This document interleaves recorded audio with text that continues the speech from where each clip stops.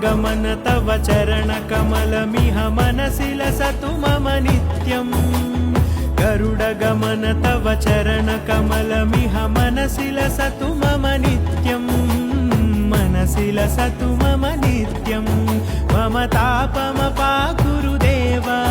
मम पापमपाकुरु देवा मम तापमपाकुरु देवा मम पापमपाकुरु देवा